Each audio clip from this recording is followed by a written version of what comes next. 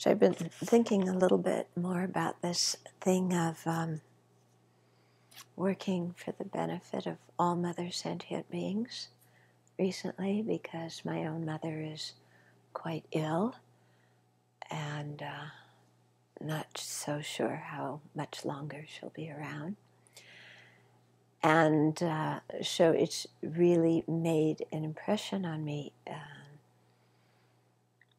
because as much as you'd like to help some people in learning the Dharma, sometimes they aren't so interested.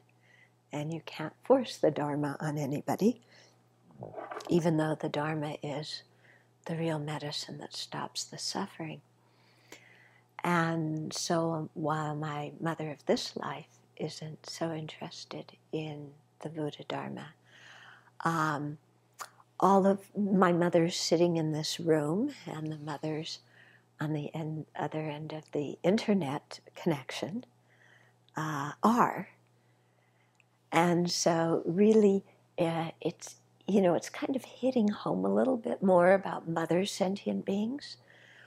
And I suppose I'll feel it more after my parents do pass away, that is, if I don't die before they do. But, if they die before me, then, you're not sure where people are going to get reborn and who they are. And so you can take the fondness you have for some sentient beings and then put it on all the other sentient beings that you meet, because they could be your mother, or your parents, whichever parent you feel closer to, or babysitter, whoever it is. And, when they pass away, you could be meeting them in all sorts of different forms. And then even before they pass away, my parents are both alive right now, then all the other beings I meet are parents from my previous life, who I cared for as much as I care for as the parents of this life. And we've all changed bodies and, meet each other now, again in this different form. But if we can maintain an awareness that we've had that kind of love for each other that parents and children share, then it makes us feel closer to everybody, and it opens our heart to other beings, no matter what they look like and who they are and how they treat us this lifetime, because we know that there's something more in the relationship than just this lifetime. And it also helps us be more equanimous towards everybody, because everybody's been our dear parents. So there's no reason to favor some people and neglect other people when we've had a similar loving, caring relationship with all of them sometime in the past. So just some thoughts that I've been having on that expression, mother sentient beings. Yeah. So it's very interesting, when you look and, the ticks or the spiders, yeah. Or there was a frog outside my cabin before, and they say that Atisha, Lama Atisha, used to greet everybody saying, "Hello, Mom," and yes, you too, the kitty, and so in our mind to have that attitude of "Hello, Mom," and a fondness and a feeling of closeness towards everybody, just looking beyond the superficial relationship we have with them in this life that's, dependent upon societal roles or personalities or something like that. Okay. Then before actually getting into the teachings tonight, was it last week or the week before when I was talking about how if things are empty, then the Dharma exists, or then the Four Noble Truths exist, and then the Dharma exists, and the Sangha exists, and the Buddha exists, and how all of this can be proven by knowing that things are empty. So Jay Rinpoche spoke about that in the Lamrim Chenmo. And Nagarjuna spoke about it also in his Treatise on the Middle Way, chapter 24, which is the chapter that Geshe Damdul Namgyal is going to be teaching here at Sravasti Abbey, not this weekend, but the next weekend, okay, where Nagarjuna investigates the Four Noble Truths. And the chapter starts out with an opponent saying, look, Nagarjuna, you're all wrong, If things don't inherently exist, then they don't exist at all. So the Four Noble Truths don't exist. So then, the Dharma, which is the last two Noble Truths, that doesn't exist. So then the Sangha can't exist because there can't be anybody who's actualized the Dharma, and then the Buddha doesn't exist. And then Nagarjuna refutes all of that. And then all the objections that the opponent had tossed on him, he then turns back and tosses on the opponent and say, if you're a nihilist and say none of these things exist, then all the faults you accuse me of actually pertain to you. Okay, so it's quite nice that this is the chapter that Geshe-la is going to be teaching here at the Abbey. So I really encourage people who can come next Friday, Saturday, and Sunday. He's going to be teaching twice a day. So that's from the 13th to the 15th, yeah. So 2 teachings each of those 3 days. If you can come, that's very good. And then we're having an open house this Sunday for anybody who wants to come. I'm imagining people on the other side of that camera, maybe zapping yourself here all the way from Jalapa or Kentucky or wherever you are. And then a specific thanks to the Spokane people who are having a garage sale this Saturday for the Abbey to raise funds, I think, for the food fund. Yes. Yeah, because at the Abbey we don't buy any of our own food, and so they've been getting things to sell, and then they'll give all the proceeds for the Abbey food fund to feed all of us. So we appreciate that very much, all of you. Okay, now let's get on to the teachings. So tonight we're going to talk about the Neelas and the Absolutists. Okay? So the Neelas these are the two people who go to the two extremes, right? The Neelists say nothing exists, and the Absolutists say inherent existence is, everything's inherently existent. And remember before I was saying that these two groups of people actually think in a very similar way, even though they've come to opposite conclusions. And the way they think that's similar is, if it exists, it must inherently exist. And if it doesn't inherently exist, then it's totally non-existent. So they all think that if you refute inherent existence, then it means nothing whatsoever exists, because they can't differentiate between the emptiness of inherent existence and total non-existence, and they can't differentiate between existence and inherent existence. So both of these groups have that same problem of not being able to distinguish these things. So then they think that when you refute inherent existence, nothing exists. So the absolutists say, that can't be right, everything exists, so it's got to inherently exist. And the nihilists, say, oh yeah, that's right, nothing whatsoever exists. Okay? So they reach two different conclusions, but their way of thinking is exactly the same. And this way of thinking is quite dangerous because there's no way to get out of cyclic existence if you think like that. Okay? And the nihilistic view is especially dangerous because if you're nihilist and say nothing exists, or you say, cause and effect doesn't exist, karma and its effects doesn't exist, So then there's no ethical reason, you know, there's no reason to keep good ethical discipline, then that's very, very dangerous. Yeah. And, you know, we meet people, even nowadays, who are absolutists and who are Neelas. You know, at the time of Nagarjuna, there were a lot of absolutists around. At the time of Jay Rinpoche, there were a lot of Neelas. We have both varieties, okay? You know, because you meet a lot of people who are just, you know, oh, nothing exists. After you die, that's it. There's no continuum of consciousness.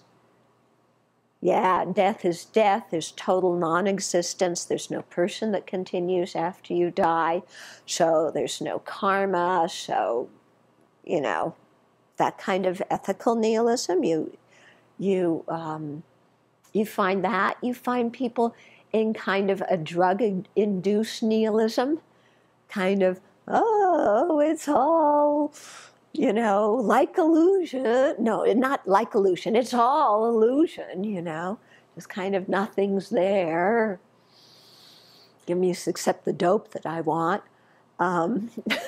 So, you know, you can get that kind of nihilistic view.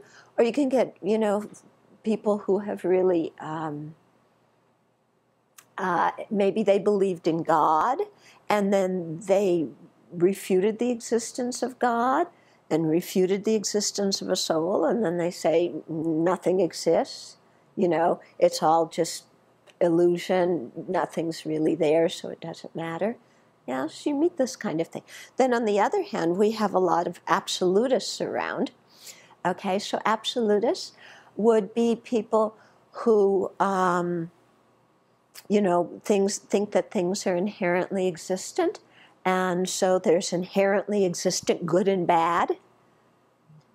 Yeah, there's an inherently existent creator who is able to create without changing. There are inherently existent laws in this universe, and if you break them, it's terrible. Yeah, not saying, and then the nihilist would go to the opposite thing, saying, oh, if you negate inherently existent laws, then there's no laws into the universe. You can do whatever you want. Okay, so we meet both kinds of these kinds of things. So this is what we're going to look into. And there's Jay Rinpoche goes into a lot of depth about the nihilists in particular. I'm going to go more quickly through that. He brings up a lot of very interesting side topics, but they can actually get quite complicated. Okay.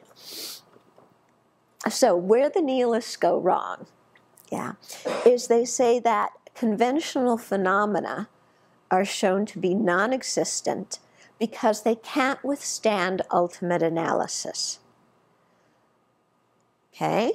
So when you're looking for the inherently existent, you know, recorder, and you can't, you know, you look and you analyze, and what's the recorder? Is it the front, the back, this part, that part, the machinery, you know, this outside, what is it? And you can't find the thing that's the recorder.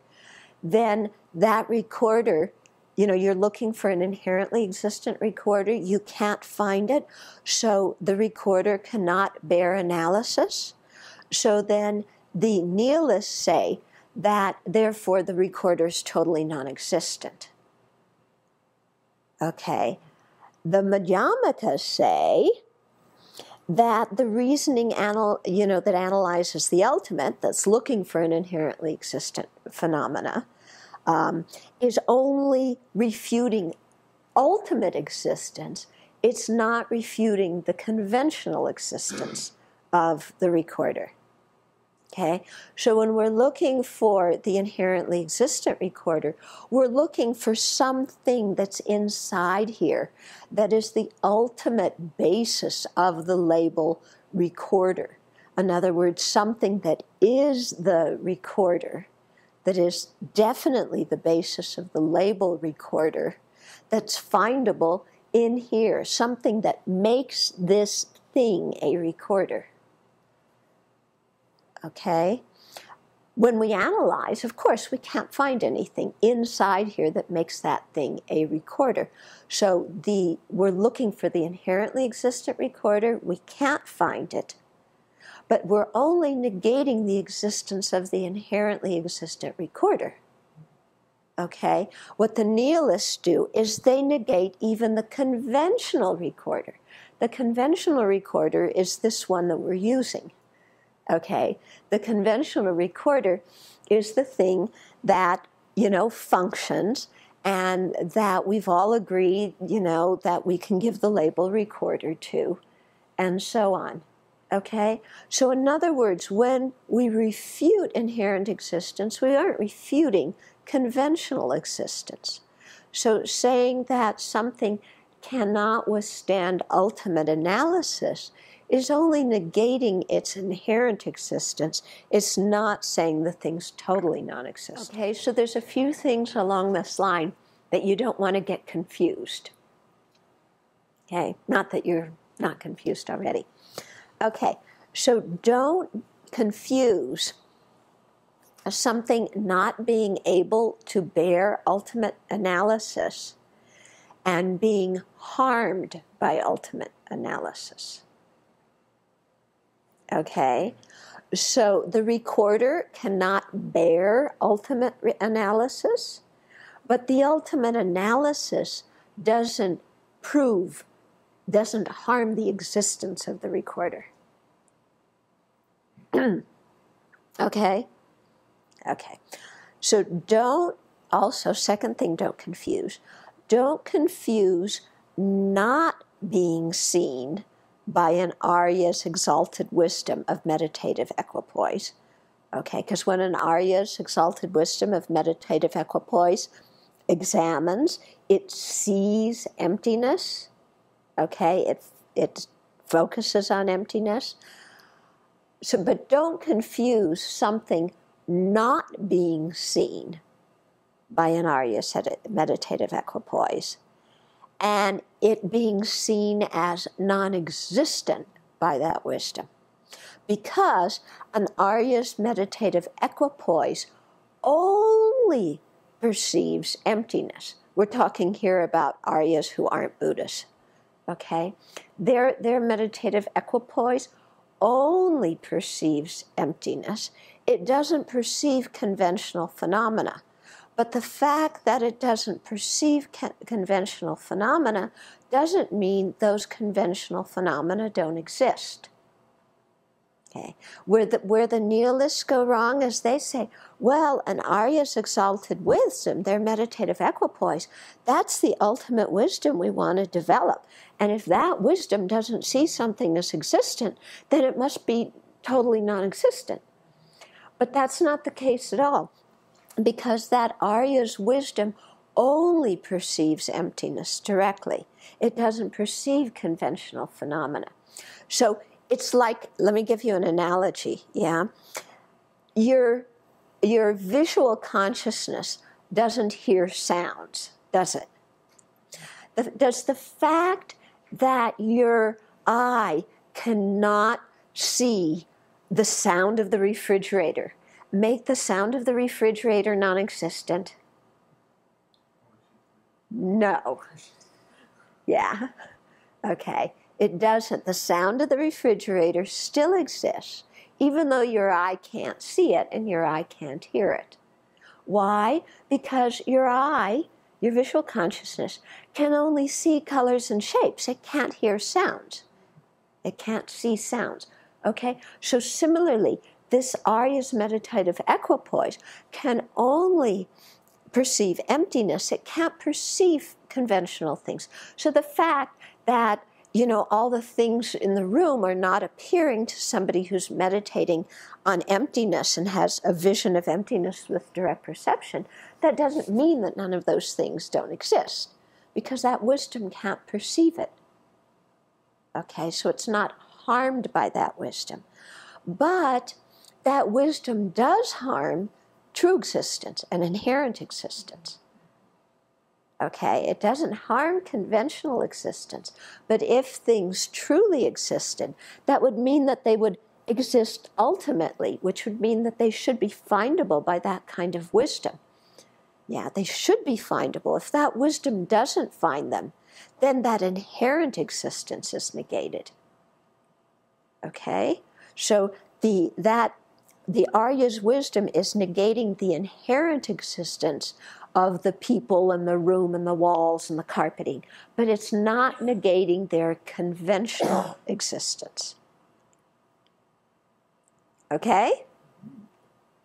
Yeah, that's another thing. Don't get confused. Another thing, don't get confused. Not being found by a reasoning analyzing the ultimate and being found as non-existent by that reasoning. Okay? So again, this is the same thing. The reasoning analyzing the ultimate doesn't find a truly existent person. Yeah? But that's quite different than it finding that a person is non-existent. Okay? So don't get those things confused. Yeah? Things cannot bear analysis by an ultimate, consciousness, but that consciousness does not have the power to negate their conventional existence. Yeah? And the fact that it isn't seen by that exalted wisdom doesn't mean it's non-existent. Okay? Okay, so that's one way that the Neelists go wrong.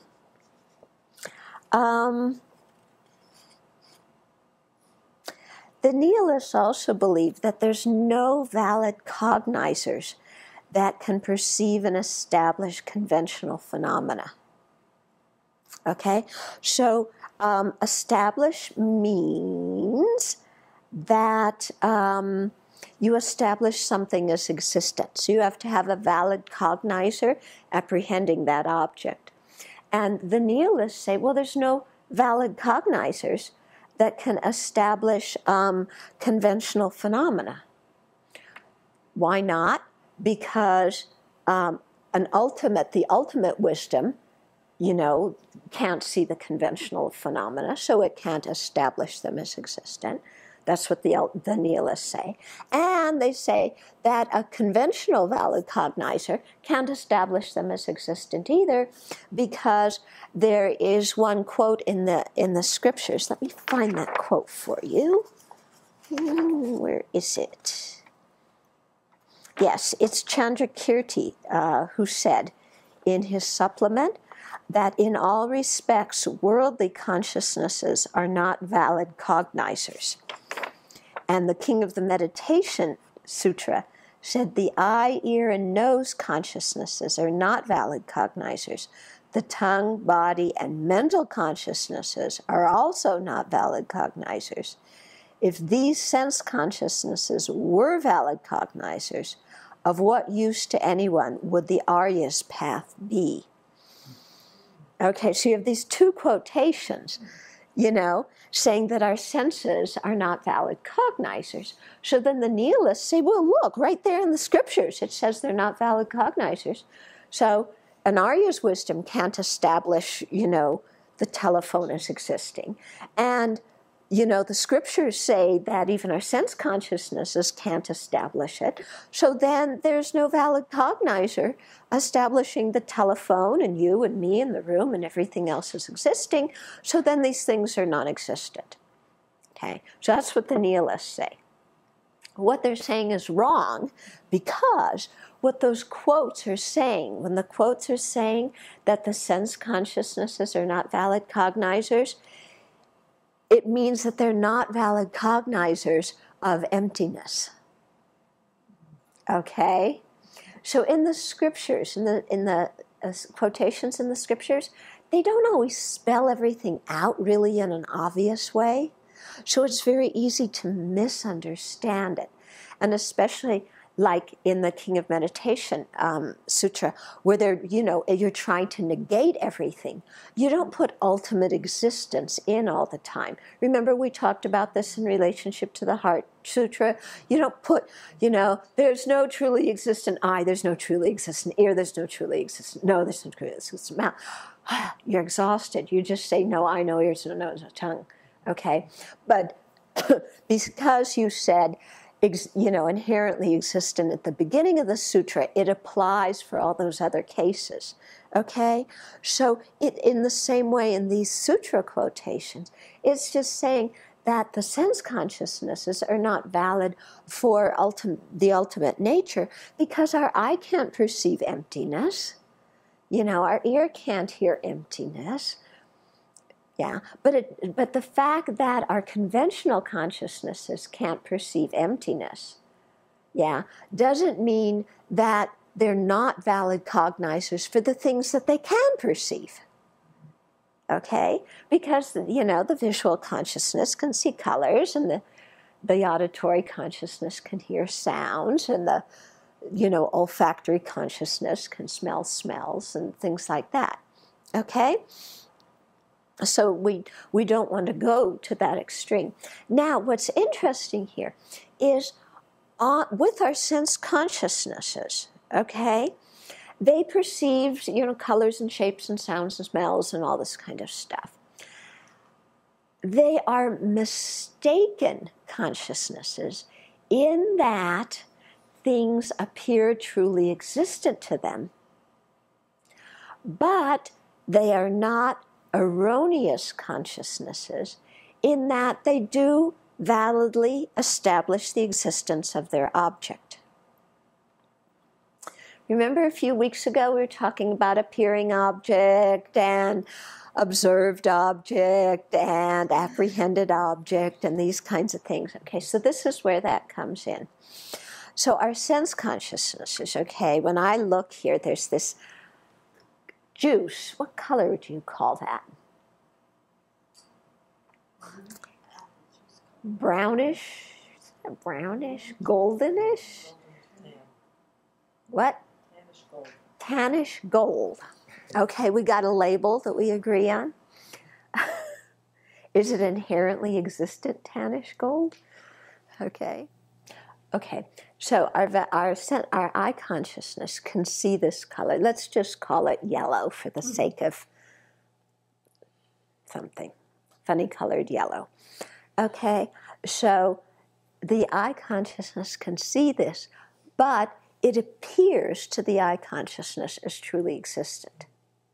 Okay, so the appearing object to the eye consciousness is truly existent yellow.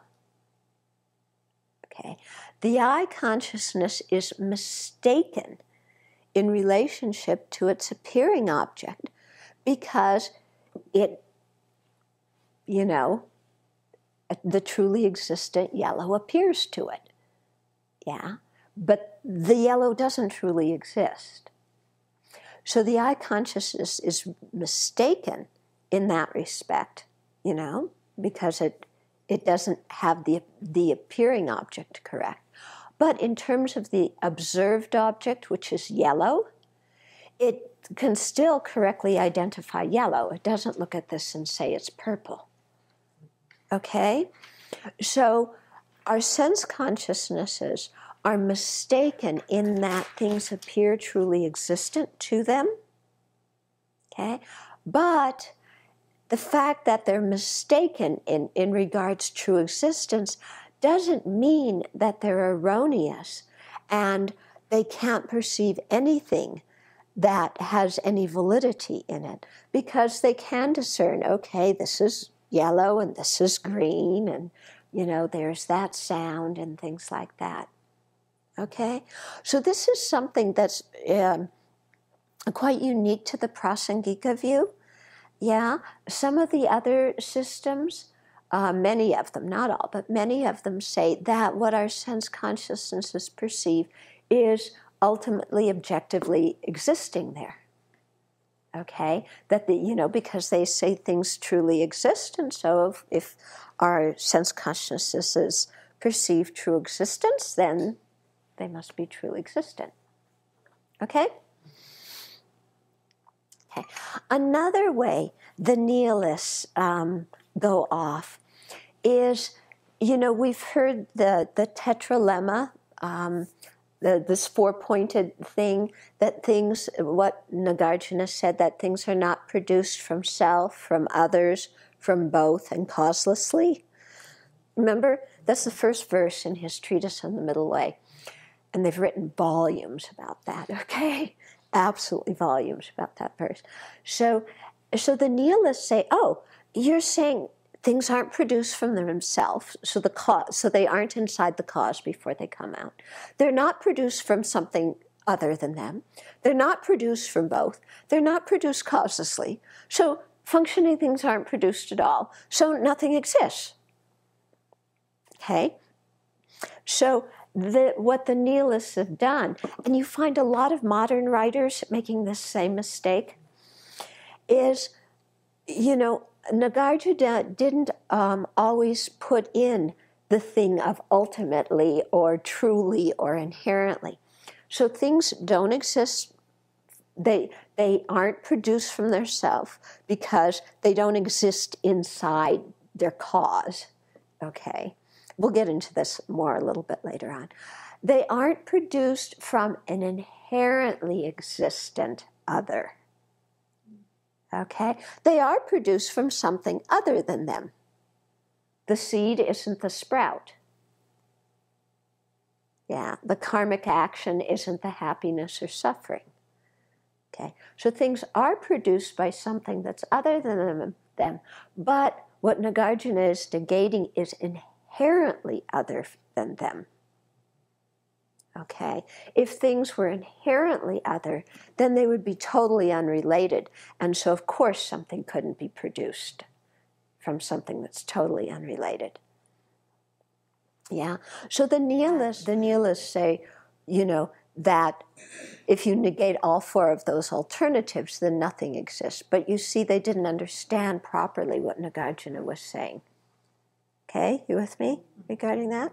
Okay, so similarly, there's another refutation that things are neither existent and they're not non-existent, and they're not both existent and non-existent, and they're neither existent nor non-existent. So going through those four things again. So again, many, many people misunderstand this and say, oh, but those are the four alternatives. If it's none of that, then again, it doesn't exist at all. But again, that tetralemma is negating four different versions of inherent existence. When they say something is not existent, it means it's not inherently existent. Okay? So you have to apply inherently to some of those four alternatives. But the Neelists don't understand that, and again, they think everything's being negated. Okay? So these are just some of the ways that the Neelists have gone wrong. With me? Okay. So don't be a Neelist.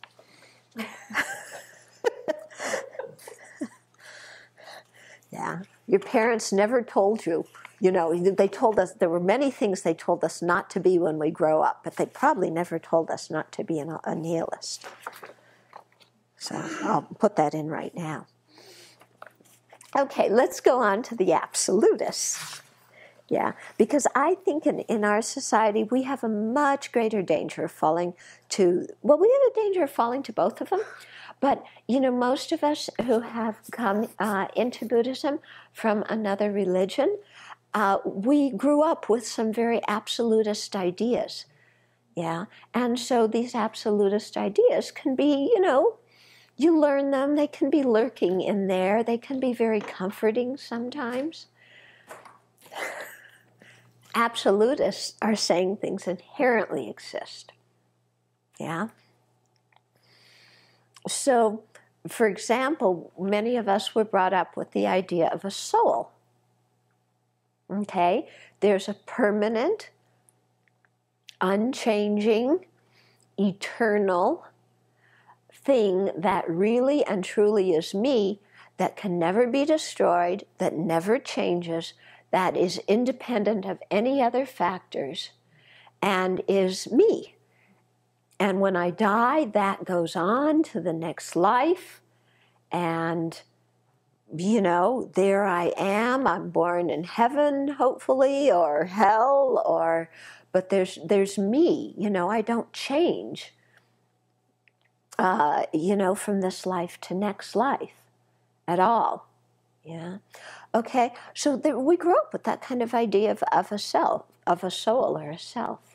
Yeah. Now that kind of thing it can be refuted. I mean, that's an absolutist idea, because if there were something that were permanent and independent, what would it do? What could it be? You know? Yeah, because it doesn't depend on any factors, so that it means that whatever I do, you know, whatever actions I create don't affect my soul doesn't change. Whatever I perceive, whatever I do, whatever I think, you know, there's this thing that's totally permanent, that doesn't depend on causes and conditions, doesn't change related to any other factors. What in the world can such a thing do? It can't experience happiness and pain, because to experience happiness and pain means something's changed, doesn't it? Yeah. One of my mother's, there he is, a tick.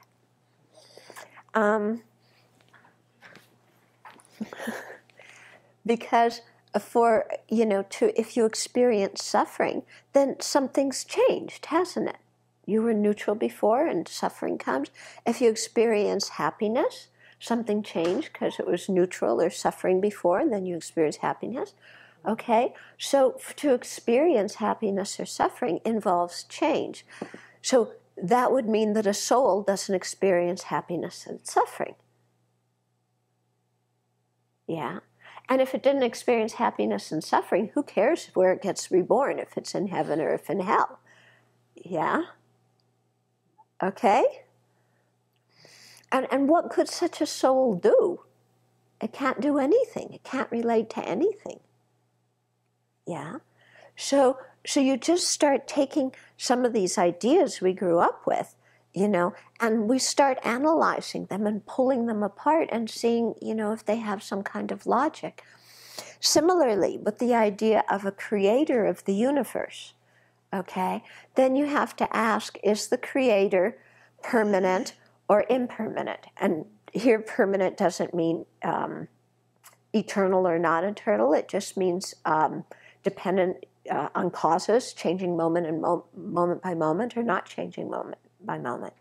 Okay? So if you say that there was a creator that is impermanent, that's changing, then what created the creator? Where did the creator come from?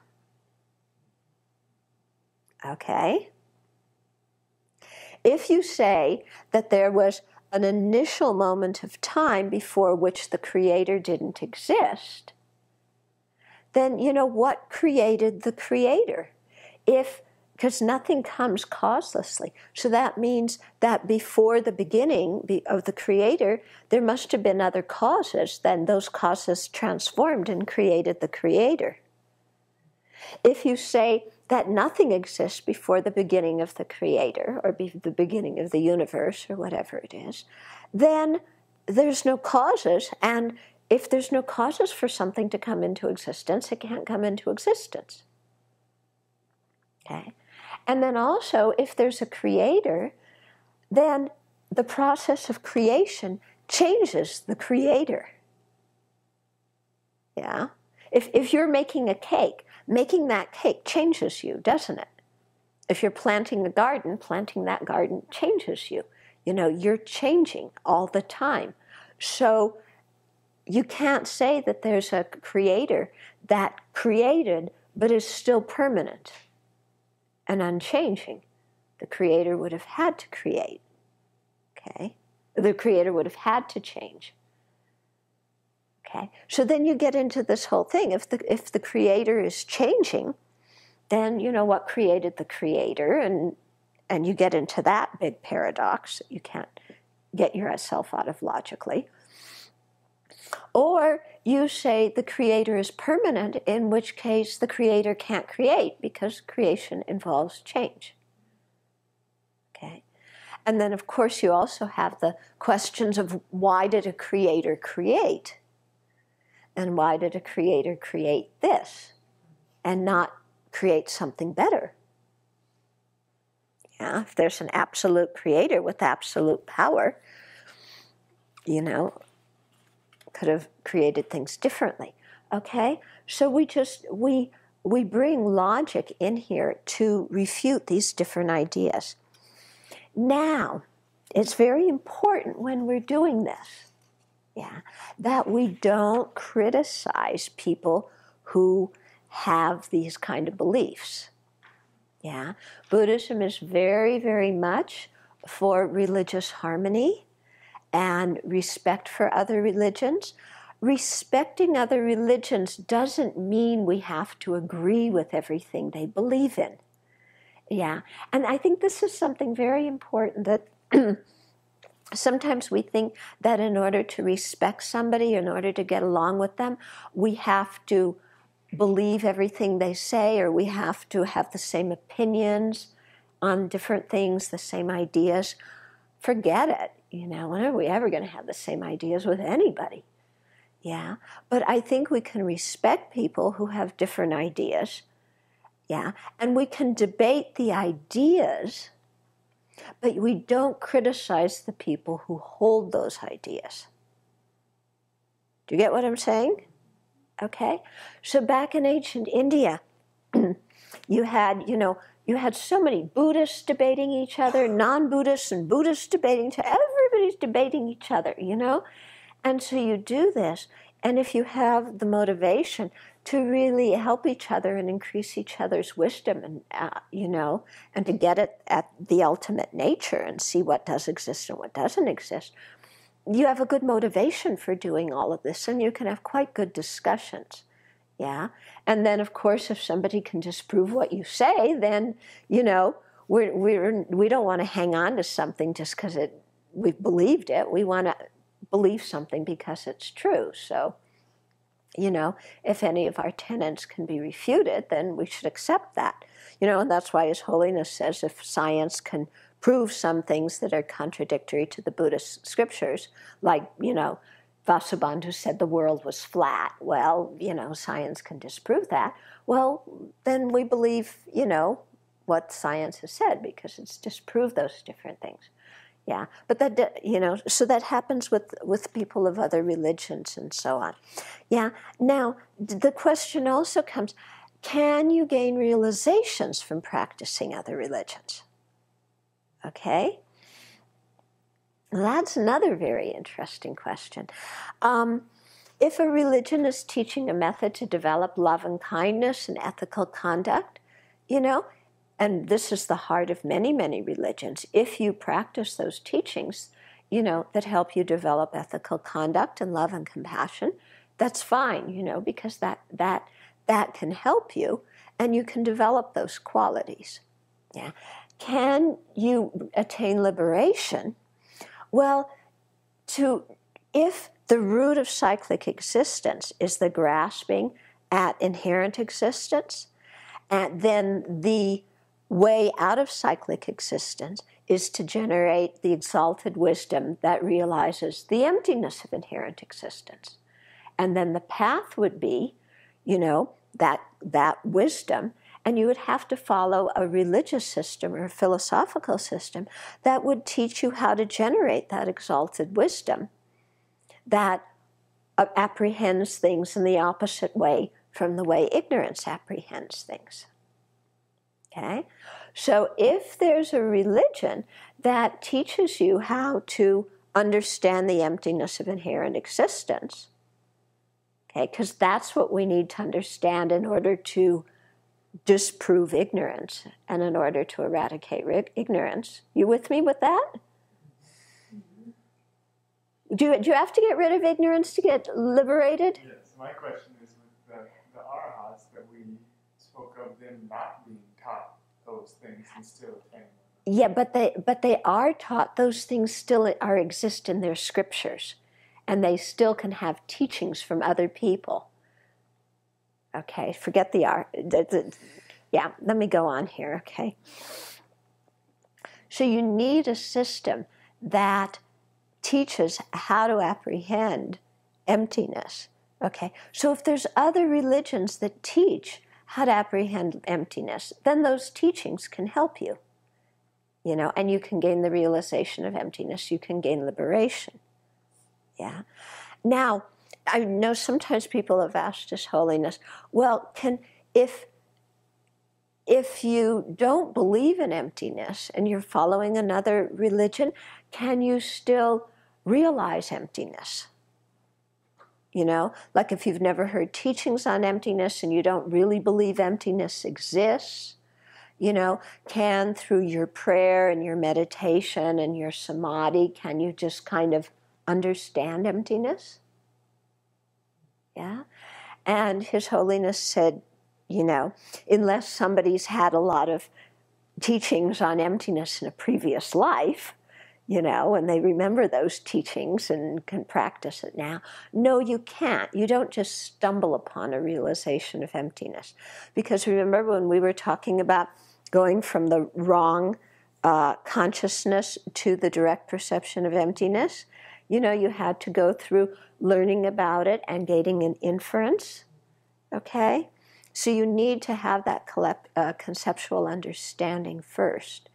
And, you know, because you need to know what you're negating and how to negate it. You don't just kind of stumble upon it, because emptiness is a non-affirming negative.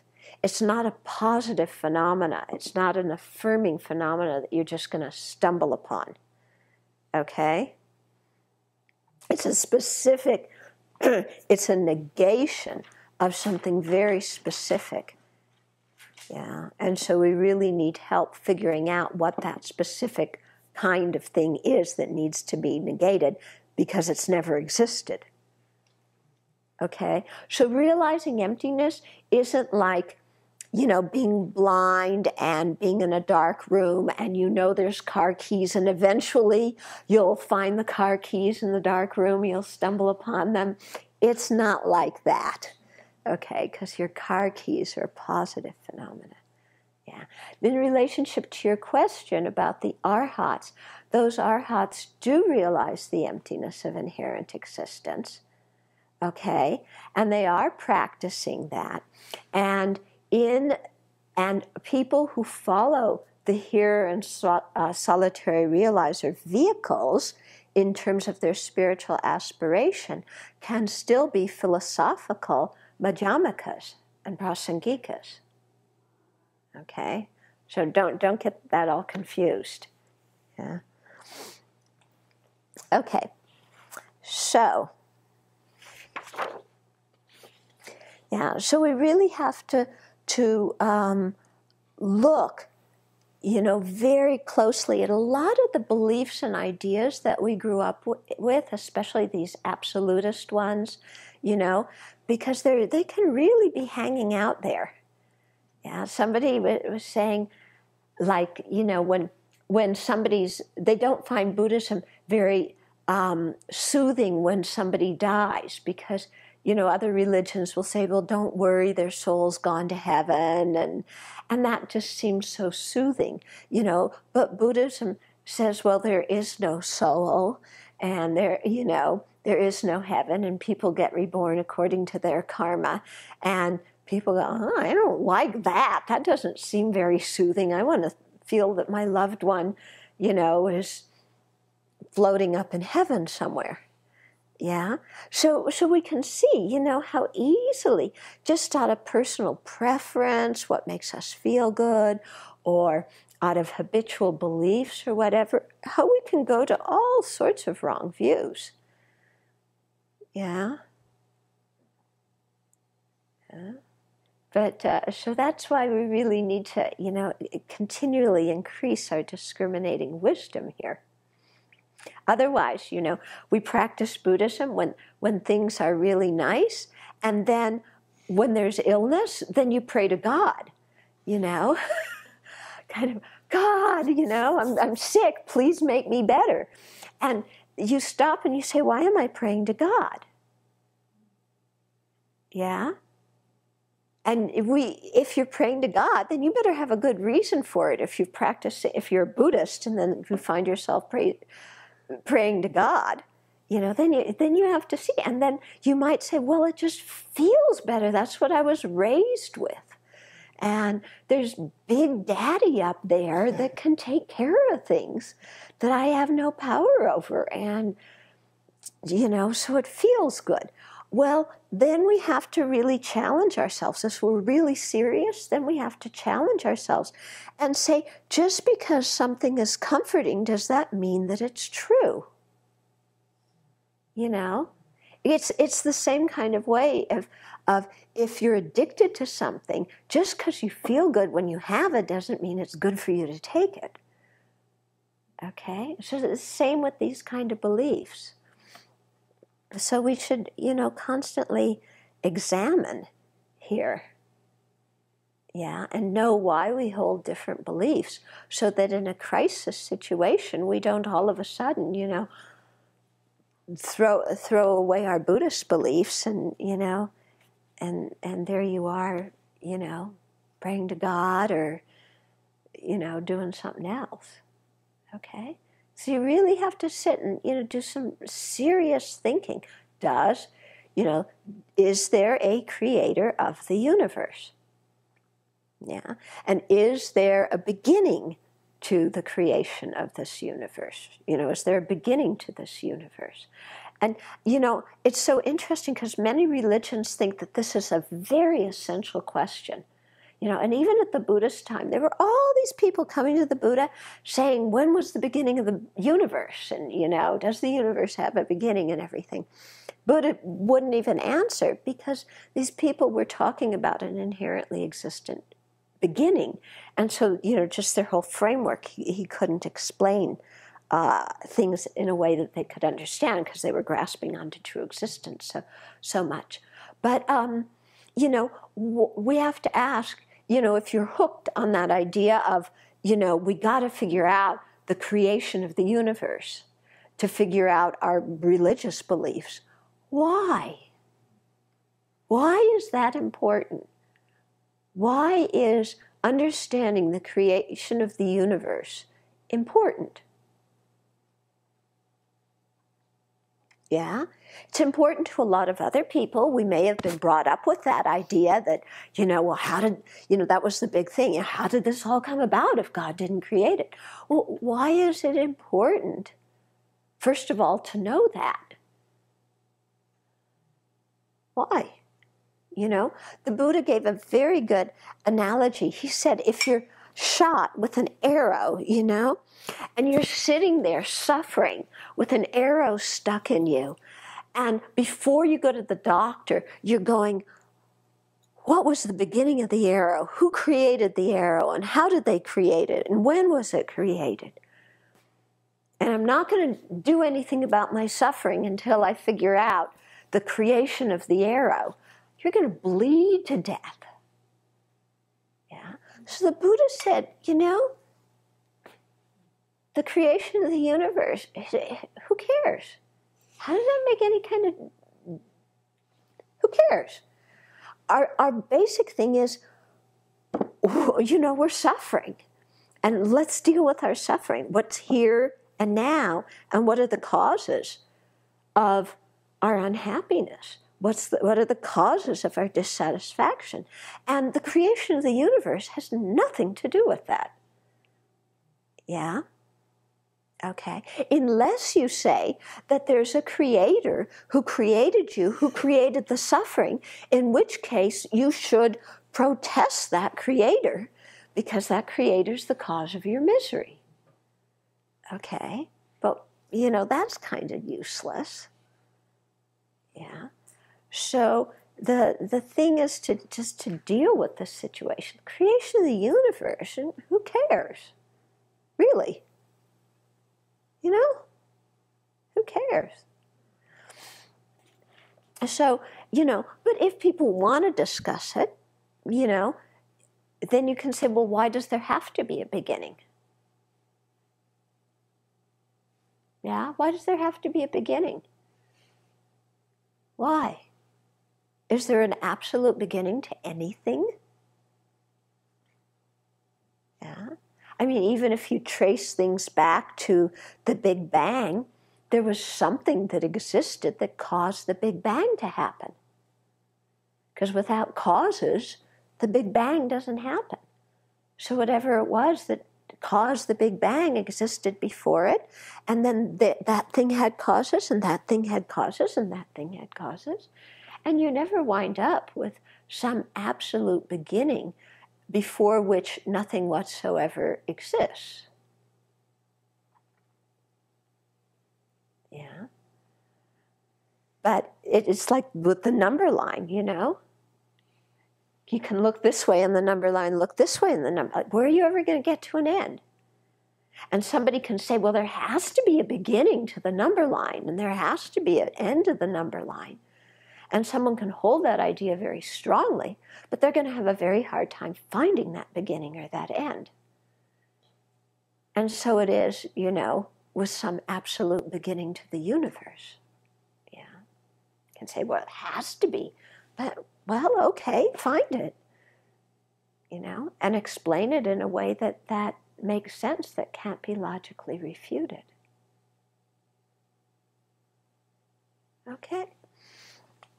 So I really encourage people this week, spend some time with your Dharma friends talking about some of the things that you used to believe in and going through those and thinking about them. And, is there some element somewhere where, I believe in a creator dad, a creator God, who's all powerful and can change anything. And if so, what are good reasons that can't be refuted? And if I'm a Buddhist, why am I hanging on to that anyway? Yeah. Is it because it fulfills some kind of emotional need? But, what else can fulfill that need? Or maybe that need needs to be confronted a little bit, and we need to see reality for what it is. Okay? And it's very important that when you're investigating these things, if you conclude that there's no inherently existent creator, that, again, that doesn't mean that there's no spiritual beings in this universe. There's tons of Buddhas and Bodhisattvas and Arhats and holy beings. Okay? So it doesn't mean that you're alone in some cruel universe with no protection. I mean, we take refuge in the three jewels for a reason, don't we? But the way we take refuge in the three jewels is different than the way people who believe in a theistic religion take refuge in their objects of refuge. It's a different way of taking refuge. Yeah. So, we should also, as Buddhists, examine that, because we could take refuge in the Buddha having the same expectations of the Buddha as we used to have of God. And that means we haven't really understood who the Buddha is properly and what the way to relate to the Buddha is. Yeah?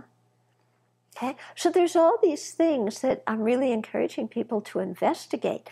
And I really want to emphasize, we're not saying that people who have these ideas are bad people or stupid or this, that, or the other thing, because Buddhism is always very respectful of other religions. Why? Because we realize that not everybody can believe the same thing. And it isn't helpful for everybody to believe the same thing. People have different dispositions, different interests, and so it's better if people find a spiritual practice that suits their dispositions and interests. Yeah, and when they practice that, then they become better people. Then, things can evolve from there. But we always start with where people are at, and so that's why we don't criticize the other religions, and we don't criticize the people who have those views. But we can challenge the views, because remember, the views are different from the people. Okay? And remember that our whole purpose in doing this is to understand how things really exist. It's not to win an argument. Yeah, if we wanted to win an argument, I mean, there's much better arguments to have. Okay, so that's not the motivation at all. And the motivation is not to get everybody to be a Buddhist so we can say, rah, rah, Buddhism, go Buddhism, we have more people than you do, rah, rah, we made a touchdown. You know, that's not what we're looking for in our spiritual practice, is it? We're trying to look inside, see what we believe, see if our beliefs make sense. Okay? And we're doing that, you know, for our own personal development.